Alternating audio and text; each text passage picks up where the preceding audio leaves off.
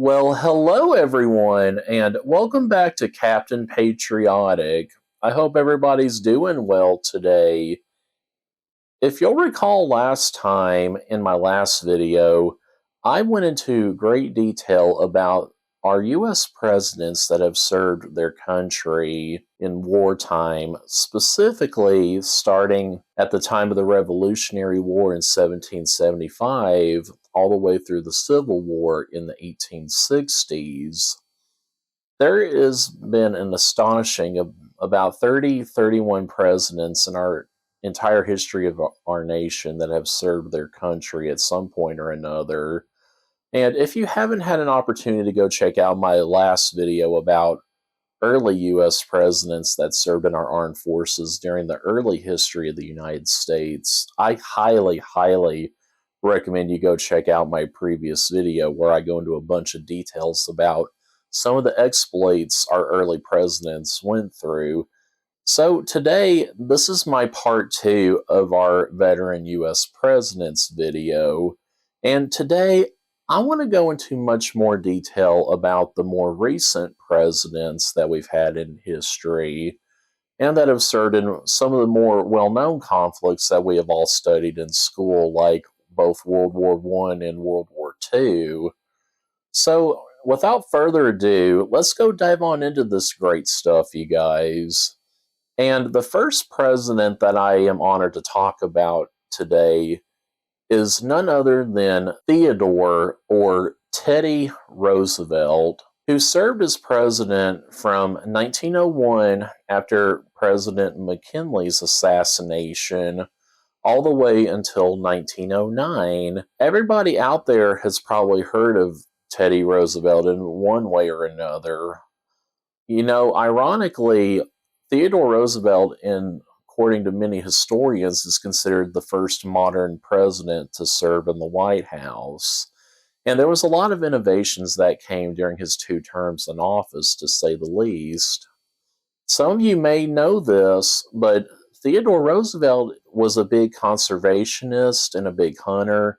He really, really loved the outdoors, and he was the president responsible for establishing more of our modern day national parks that we have around the country. He was a very, very big proponent about that during his time in office. So the next time you go to one of your national parks, you have him to thank for that because he really was the brainchild among all of that. But bring it back a little bit before he was president, Theodore Roosevelt, before he became the youngest person to ever be elected to the highest position in the country, he was a decorated war veteran in his own right. In fact, under McKinley, he was actually Secretary of the Navy for about a year or so. That was until the Spanish American War broke out in 1898. Now, some of us may or may not have heard about that conflict, and in all honesty, I think a lot of people overlook it, really. But to make a long story short, the Spanish American War of 1898 was basically a war of colonization because during the late 1800s, the United States was really big into gaining other territories outside of the continental United States that we know of today, including expanding territory into both the Atlantic as well as the Pacific Oceans because there's so many islands in both of them. It all started in Cuba whenever supposedly one of the U.S. Navy ships that was docked there in the bay in Cuba sunk under mysterious circumstances, which once that happened, the USS Maine was that battleship, and the United States basically blamed Spain because Cuba was under Spanish control at that time.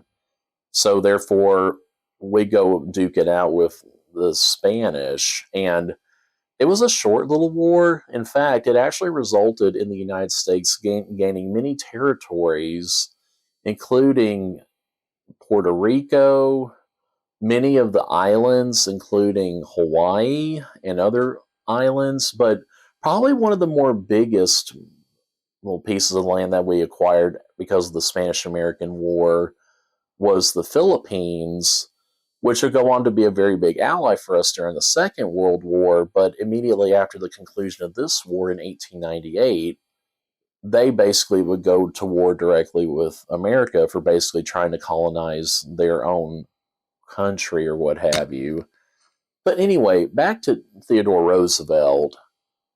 Ironically, you guys, and this is spectacular, Theodore Roosevelt, upon hostilities breaking out during the Spanish-American War in 1898, he purposely left his political position to organize a volunteer cavalry army unit, which would later become known as the Rough Riders, to go fight in this Spanish-American War, where he was promoted for colonel for all of his exploits during the conflict.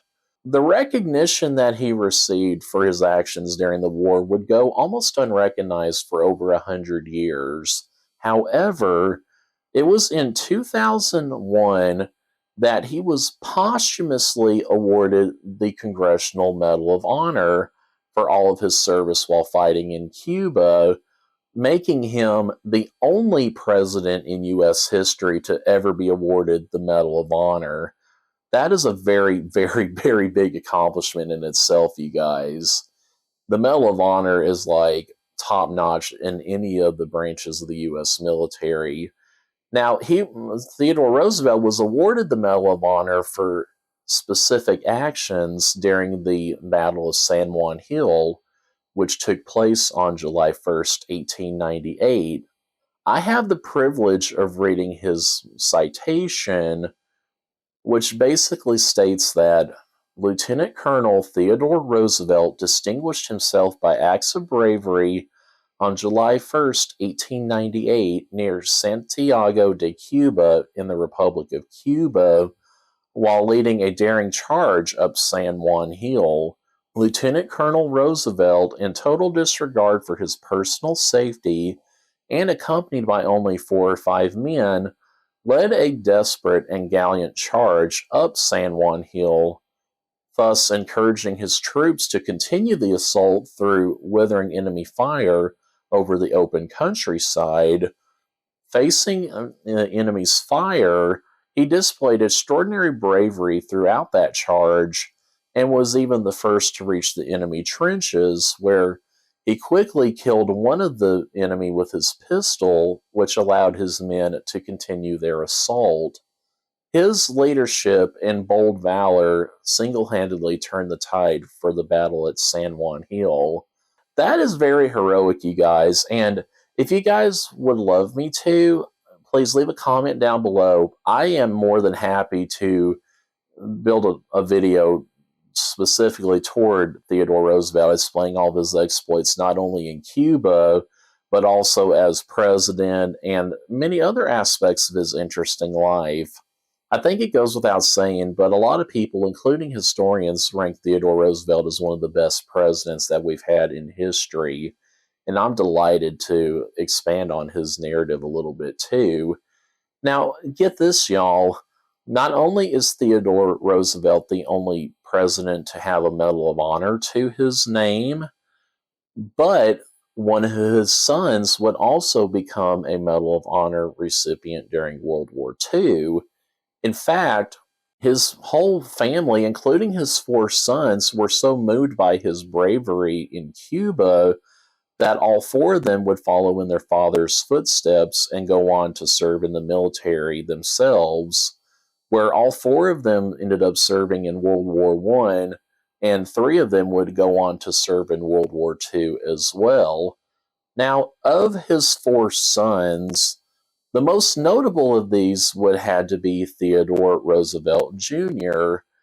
He also became a Medal of Honor recipient just like his father, but it was for actions during the Normandy landings on D-Day during World War II. Leading up to that point, Theodore Roosevelt Jr. was a highly decorated Army veteran in both World War I as well as World War II. He saw a lot of action, to say the very least, you guys, starting with World War I. Now, before the U.S. entered the conflict in April of 1917, Theodore Roosevelt Jr. had already enlisted in the Army and was an officer by the time hostilities broke out in 1917. Thus, whenever the U.S. did declare war on Germany at that time, he was deployed to Europe with the U.S. Army's 1st Infantry Division and actually participated in a lot of battles with that unit, including the Battle of Cantigny in May of 1918, the Battle of Soissons in July of 1918, the Battle of St. Mihiel in September of 1918, as well as the final Meuse-Argonne offensive. For his service in World War I and for participating in all of these battles, he was actually awarded quite a few military honors himself, which included an Army Distinguished Service Medal for his service as a lieutenant colonel throughout the division throughout the war, as well as a Distinguished Service Cross for bravery at both Cantigny and Soissons, as well as 2 Silver Star medals and even a Purple Heart for being gassed in one of those battles. By the time World War I ended in November of 1918, Theodore Roosevelt Jr. was a highly decorated Army officer and veteran for himself. And even though he saw a lot of action and everything, he decided to make a career out of the Army just like his daddy did at the turn of the century. And thus, fast forward 20 to 25 years later to World War II, and Theodore Roosevelt Jr. was recalled back up to active duty service, and this time he ended up serving with the same unit that he served in during World War I. But instead of initially in Europe, this time him and his men were deployed to both North Africa and Italy. Now, he was decorated for valor on several occasions during World War II as well, including 2 more Silver Stars for different actions in Tunisia in 1943, as well as earning a Legion of Merit for basically leading the whole 1st Marine Division throughout both the North African and the Italian campaign. But his finest moment would come on June 6th, 1944, D-Day. He was one of the senior officers that first landed at the beaches of Normandy on that day to take over the German offensive and everything. Now, despite his age and some physical problems of his, he personally got out of the landing craft and would shuffle his men out of harm's way and make sure they knew what to do and to take cover to overwhelm the enemy, basically personally ensuring the safety of all the men under him and making sure that they were in a defensive position before he took cover himself. In fact, there was many accounts of him actually braving barrages of artillery and machine gun fire from the Germans just to make sure his men was okay. Well, after that day concluded and they succeeded, word went up to his chain of command of how courageous he was, and thus, a few months later, he would be awarded the Congressional Medal of Honor for those bold actions on that day, making him and his father, President Theodore Roosevelt, one of only a couple of father-son pairs to ever earn the Medal of Honor themselves. That's a very, very impressive story, you guys, and that should be a movie made one of these days, honestly. That is awesome, to say the least. Now, before we move on to our next veteran president that served in our armed forces, I want to take a second to highlight another Roosevelt that we may be familiar with. That would be Theodore Roosevelt's younger cousin and future president, Franklin Delano Roosevelt, or FDR. Franklin Roosevelt wasn't exactly close to Theodore Roosevelt, but he followed in his cousin's footsteps of politics. Franklin Roosevelt actually served as the Assistant Secretary of the Navy during World War I, and while he wasn't technically in the Navy himself for active duty, He was on the board that was responsible for planning naval operations in the Atlantic during World War I. So he did play a very big role in that aspect of the conflict. Now, Franklin Roosevelt's oldest son, James Roosevelt II, actually would go on to become a highly decorated Marine Corps veteran during World War II, where as a U.S. Marine Raider, one of the U.S. Marine Corps Special Operations units, he would go on to earn both the Navy Cross as well as a Silver Star as a Marine Raider during both the Battle of Macon in 1943 as well as during the Battle of Okinawa toward the end of the war in 1945. So, anyway, if you guys would love me to expand upon any of this, like any of the Roosevelts, please let me know below. I would be more than happy to talk about them in a future video.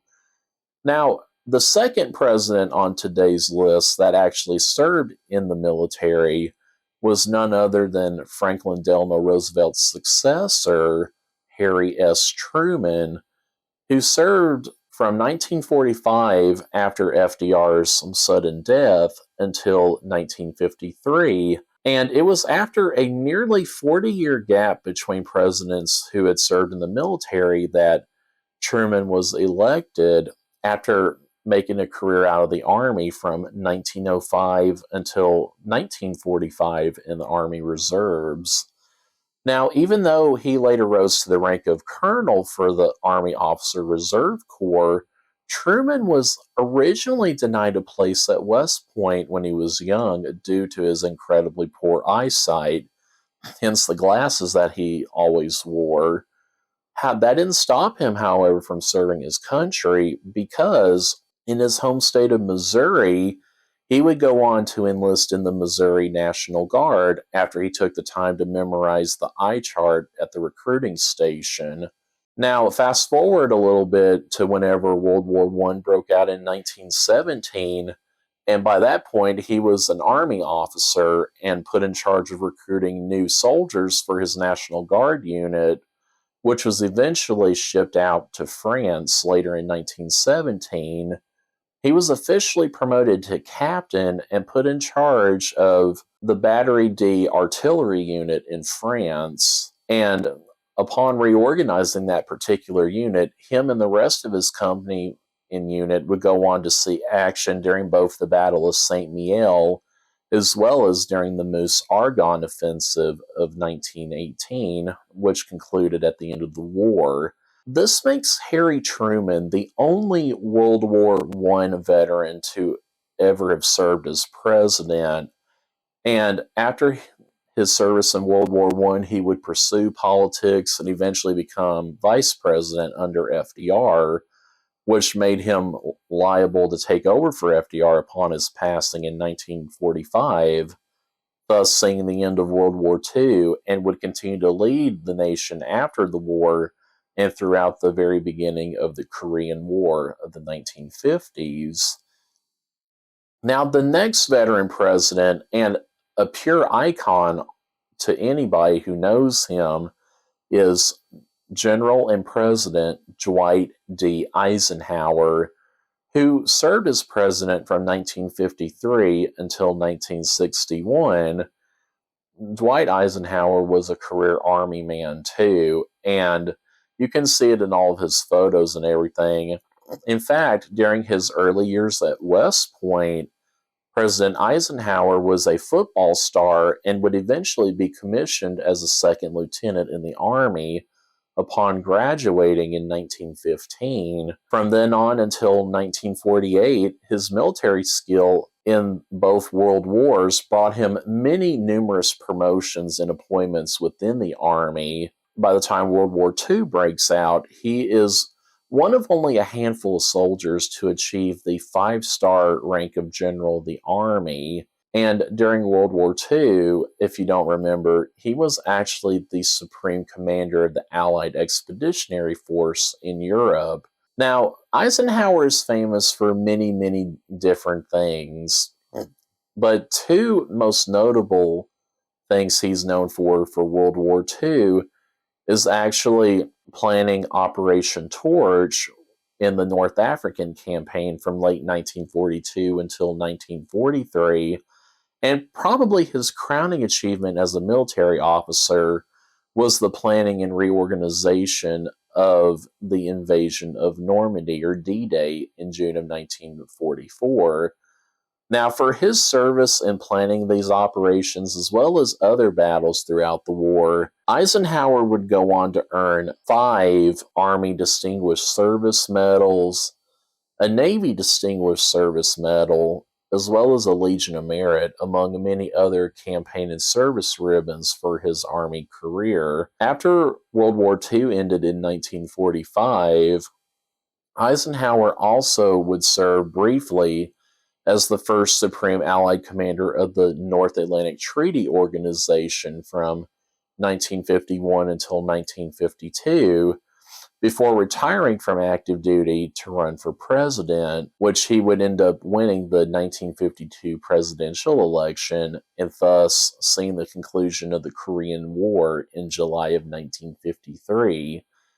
Now, the next president after Dwight Eisenhower started a unique trend within the Oval Office.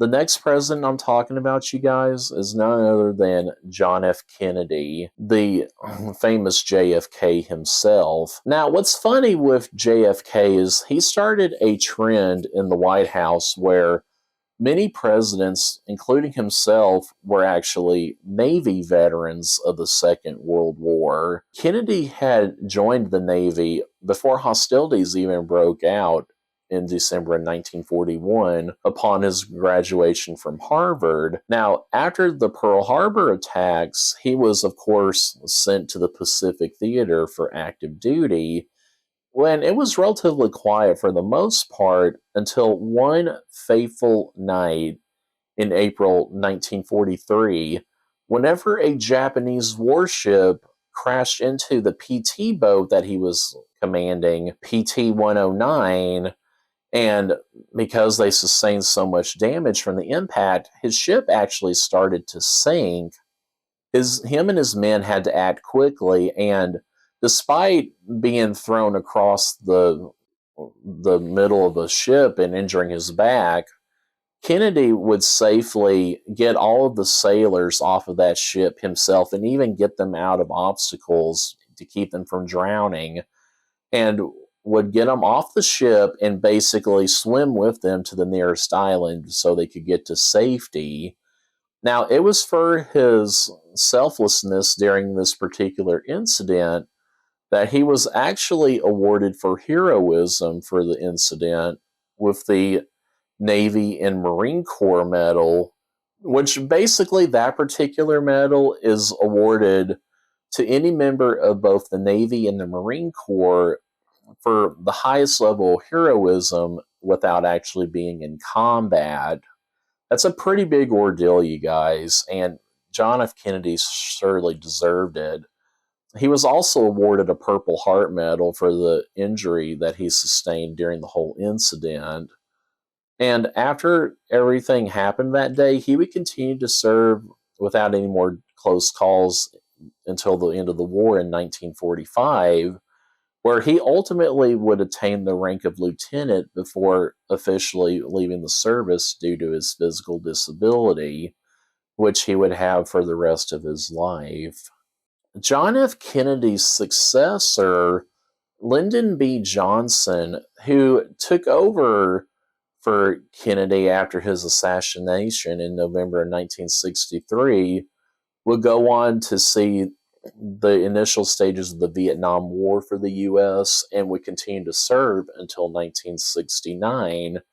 Now, much like JFK, Johnson was also a Navy veteran of the Second World War, although he was only technically on duty for a couple of years, active duty, I should say. He actually enlisted in the Navy following the Pearl Harbor attacks in 1941, and because of his education and his political career, he was actually able to climb the ranks very quickly to lieutenant commander. Now, In the Navy, Johnson was a part of the intelligence branch, which is basically where they met with all the officials in the Pacific Theater to basically get an idea and to help them plan out the following campaigns for the Pacific War. He was actually decorated for bravery on one of those occasions whenever he was accompanying General Douglas MacArthur on an observation mission for aerial bombardment on the island of New Guinea. Well, as the story goes, him and the other people in this aircraft, they were observing all these airstrikes on the island of New Guinea whenever some Japanese airplanes started attacking the airplane that both of them were on. Now, for his bravery and selflessness in action, and for keeping his cool throughout the whole incident, trying to take pictures and take notes and all that during this mission, he was actually decorated with a Silver Star Medal for his dedication to the mission. The Silver Star is the third highest military award that any military member can receive for valor in combat, just like this. So after that, it was basically not a whole lot going on the rest of the war. In fact, I think it was in 1943, Johnson would transfer to the Navy Reserves, where he would stay in the Navy until 1964, when he officially became President of the United States. Now, after President Johnson leaves office in 1969, the next president after him, Richard M. Nixon, who served from 1969 until his infamous resignation from the office in 1974 due to the Watergate scandal, he was also a Navy veteran. In fact, he actually enlisted in the Navy Reserve in 1942, even though he technically didn't have to because of his government work and what have you. But once he enlisted in the Navy, he would, like everyone else on this list, be deployed to the Pacific Theater. And he spent all of his active duty time in the South Pacific, where, just like Johnson, he worked in logistics, but this time he was in the group that was responsible for observing and planning all the various Marine Corps and U.S. Navy air operations throughout the Pacific Theater in the war. And he did that for the duration of the war, even though he didn't exactly see combat himself like Johnson did. In fact, after the war concluded in 1945, he would actually stay in the Navy Reserve until 1966. Now, Richard M. Nixon's VP or successor upon his resignation from the office, President Gerald Ford, was the fourth president to be a Navy veteran during World War II. His was probably the most combat-heavy service of the Navy presidential veterans that I'm talking about right now, because he was actually aboard many of the aircraft that was responsible for airstrikes and bombardments. Basically, his ship that he was on was responsible for leveling any like Japanese resistance and all that, and basically preparing it for the Marines to go on and storm the beaches and islands or what have you.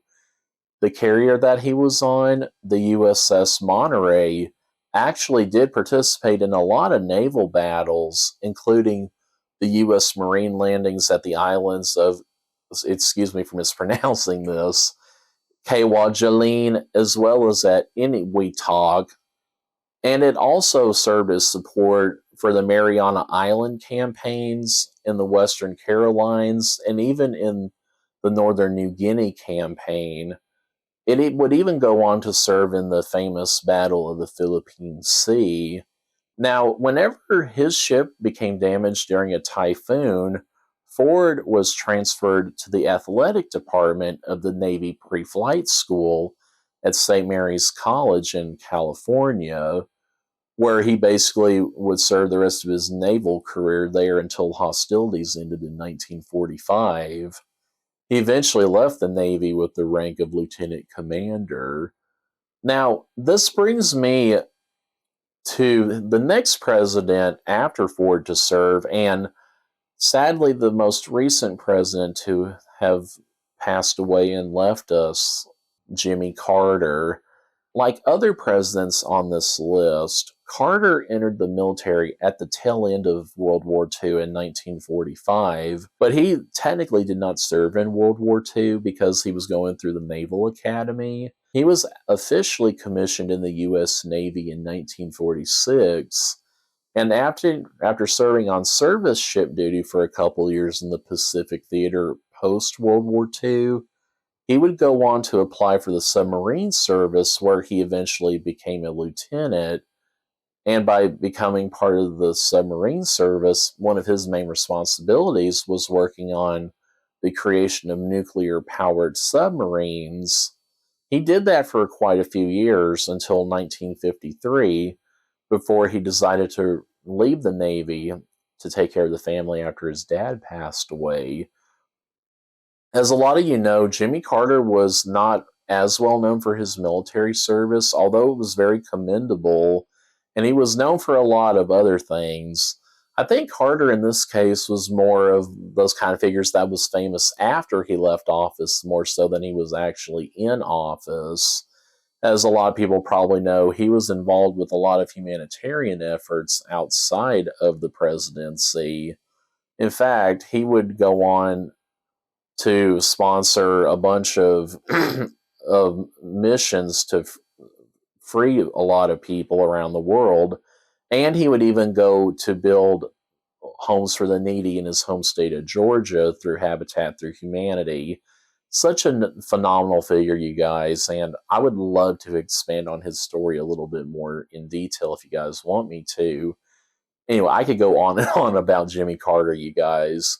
But the next veteran president on our list was actually Ronald Reagan, who served after Carter from 1981 until 1989, and basically was one of the presidents to see the decline in the end of the Cold War. Now, not only were President Reagan's early years spent acting, he also served in the U.S. Army during World War II from 1942 until 1945.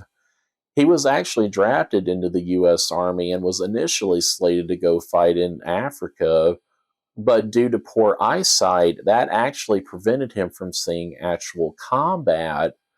But the saving grace for him, he was already a veteran actor in Hollywood and on the stage, and the military saw his potential. So instead of going overseas to physically fight the enemy, he was actually shipped off to a unit that became known as the Army Air Corps First Motion Picture Unit. And basically, what his main contribution to the war effort was, he was responsible for recording and editing training videos for Army personnel all over the world. And he would even go on to appear in patriotic films to promote morale all across both the Pacific and in Europe and Africa and wherever. Now, eventually, by the time he left the Army in 1945, he would attain the rank of captain. That's actually really neat, though, that the Army would let him use his talents like he did. That's really, really awesome, y'all.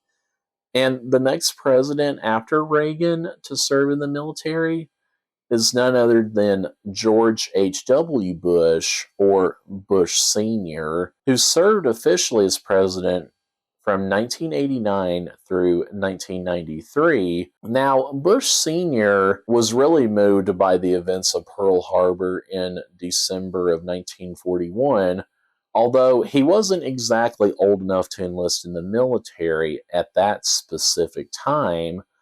Fast forward about 6 months, though, to June 12th, 1942, and on his 18th birthday, he would not only enlist in the Navy, but would also eventually go on to serve as the Navy's youngest combat pilot of all time.